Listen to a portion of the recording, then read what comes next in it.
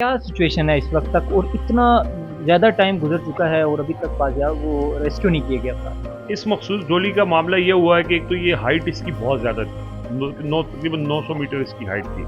तो जब ये फंसी है और इसकी एक ही तार पे ये अटकी हुई थी, आपने देखा कि जो फुटेजेस भी सामने आई उसमें ये एक तरफ झुकी हुई थी और इसमें 8 लोग मौजूद थे। तो जब हेलीकॉप्टर करीब गया उस डोली के, तो वो डोली मज़ीद हिलने लगी। अगर हवा का प्रेशर पड़ता है तो खुदा न खास्ता वो रस्सी ना टूट जाए।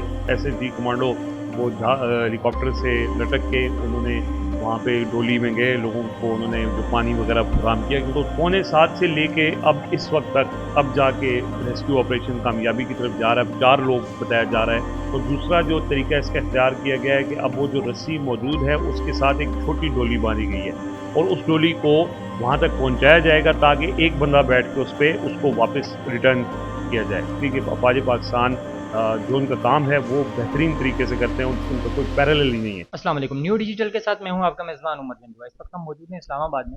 नाज़रीन, आज बटग्राम के इलाके अलाई में एक अफ़सोसनाक वाक़या जो है वो पेश आया। एक डोली कार जो है उस पे 8 अफ़राद सवार थे और 8 अफ़राद जो एक पहाड़ी से दूसरी पहाड़ी की तरफ, उसमें बताया जा रहा है कि 7 जो हैं वो स्टूडेंट हैं और 1 टीचर है। 2 तारें टूटने की वजह से एक तार पे डोली जो है ताहाल अभी तक लटक रही है। तकरीबन 12 घंटे से ज़्यादा का वक्त जो है वो गुजर चुका है। हमारे साथ मौजूद हैं रिजवान गलज़ई साहब, जो सीनियर रिपोर्टर हैं, एक्सप्रेस न्यूज़ से वाबस्ता हैं। इस हवाले से ये लम्हा ब लम्हा जो है नाजरीन को अपडेट करते रहे। इनसे जानेंगे कि अभी तक की सिचुएशन क्या है, कितने अफराद को रेस्क्यू कर दिया गया है और ऑपरेशन ताहाल जारी है या रोक दिया गया। अस्सलाम वालेकुम। वालेकुम सलाम जी, उमर भाई कैसे हैं आप? जी, अल्लाह का शुक्र। रिज़वान भाई, ये बताइएगा कि क्या सिचुएशन है इस वक़्त तक और इतना ज़्यादा टाइम गुज़र चुका है और अभी तक बाज़ियाब वो रेस्क्यू नहीं किए गए अफ़राद?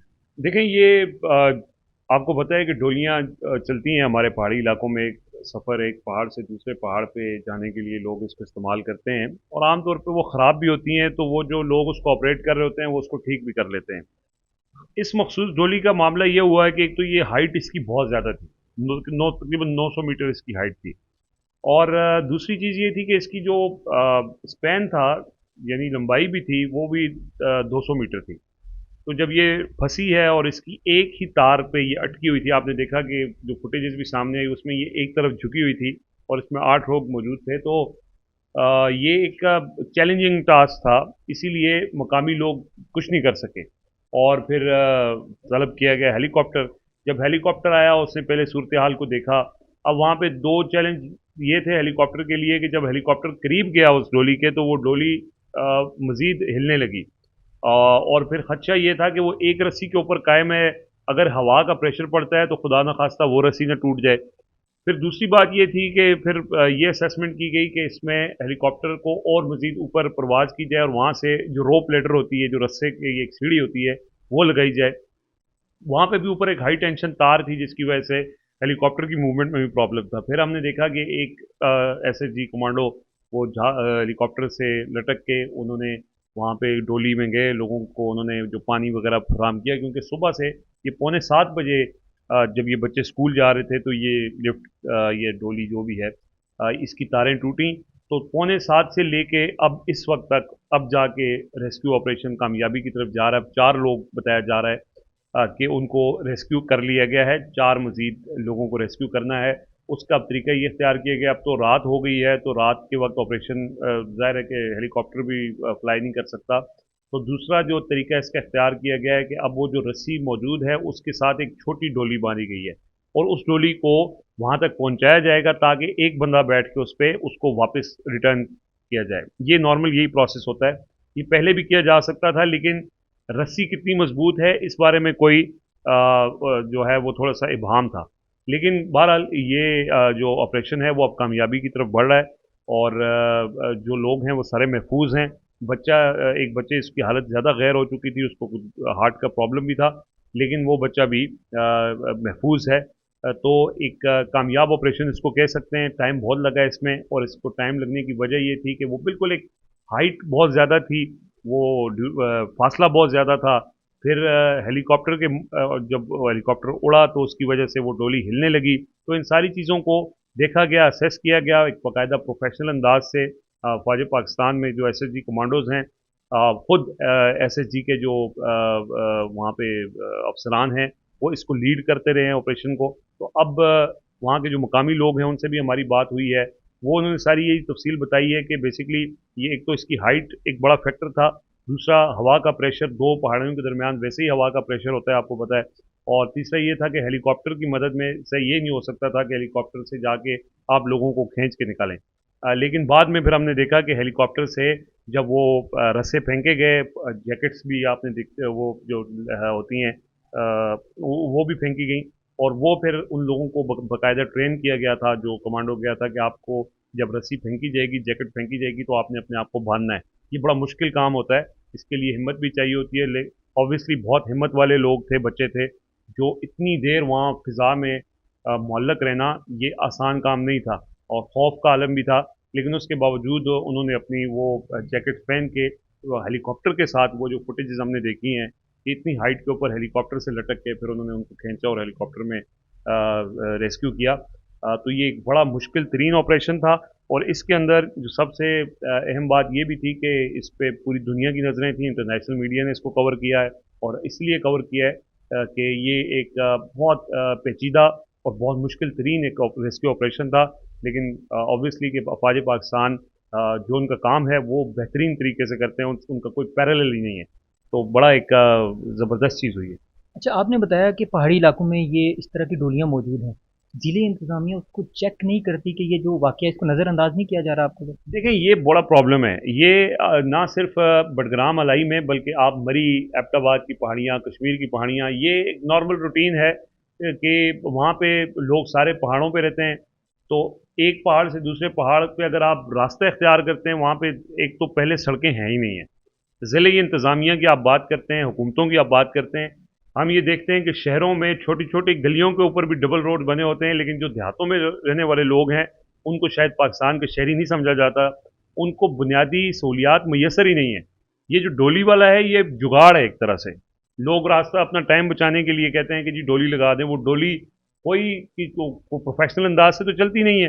रस्सियाँ, 3 रस्सियाँ होती हैं, सुजुकी का वो पिछले वाला वो डब्बा होता है, और उसको जो है वो हाथों से, आपने देखा होगा, आप बहुत से लोगों ने जो पहाड़ी इलाकों में जाते हैं उन वो देखते हैं, तो ये कारोबार भी है, लोग करते हैं वहाँ पे, लोगों की आसानी है, सहूलत है, उनके पास और कोई ऑप्शन नहीं है। हाँ, इसमें अगेन ये देहातों में कोई इंतज़ामी रिट तो होती नहीं है, तो लोग अपनी मर्जी, और ये तो एरिया भी बहुत दूर है, ये है तकरीबन एक इसकी साइड बुशाम के साथ लगती है, दूसरी कोहिस्तान के साथ लगती है। तो यहाँ तो वैसे ही कोई स्टेट की रेट या पुलिस इंतज़ामिया का रोल नहीं है, लेकिन ये एक बहुत बड़ा कंसर्न है। पिछले आज से कुछ अर्सा पहले अब्टाबाद में एक इसी तरह की डोली ख़राब हुई थी, हादसा पेश आया था, इस तरह के हादसात पेश आते हैं। ये इसके बारे में बताया जाता है कि जो 2 रस्सियाँ टूटी हैं वो ज़ंग आलूद थी, उनका चेक एंड बैलेंस कोई नहीं होता। ये जो पुल भी बने होते हैं, अक्सर हम जो पहाड़ी इलाकों में देखते हैं, वो जो तारों के साथ बांधे हुए पुल होते हैं, तो उनकी कोई मेंटेनेंस नहीं होती, इसी तरह इनकी भी कोई मेंटेनेंस नहीं होती। ये तो एक मैकशिफ्ट अरेंजमेंट होती है, तो इसको कोई देखभाल नहीं है। लेकिन आज अच्छी बात है कि निगरान वज़ीर आज़म ने सारे अथॉरिटीज़ को ये हिदायत की है कि इसको चेक किया जाए, तो वहाँ के लोगों की मजबूरी है, वो इसी तरह कॉम्प्रोमाइज़ होते हैं, वहाँ पे कोई चेक एंड बैलेंस नहीं है वैसे भी, और रोड इंफ्रास्ट्रक्चर नहीं है, तो मजबूरी फिर डोलियों में सफ़र करना पड़ता है, और डोली का सफ़र कितना ख़तरनाक है, आज लोगों ने पाकिस्तान में, दुनिया भर में लोगों ने देखा कि उस जगह से जो डोली के ऊपर सफ़र करते हैं वो कितना ख़तरनाक सफ़र होता है।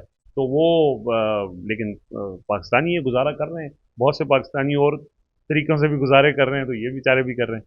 अच्छा, इसमें एक अहम पहलू जो आज हमने देखा कि सोशल मीडिया का पॉजिटिव यूज़, ये खबर सोशल मीडिया जी। के थ्रू फैली, हम्म। और इसमें पूरे इंटरनेशनल मीडिया ने भी इस पे जो इसको कवर किया, और फिर कुछ ही टाइम बाद हमारे जो मुतलका अदारे हैं, पाक आर्मी है और ज़िले इंतज़ामिया, वो वहाँ पर पहुँची। इस बारे में आप क्या कहेंगे?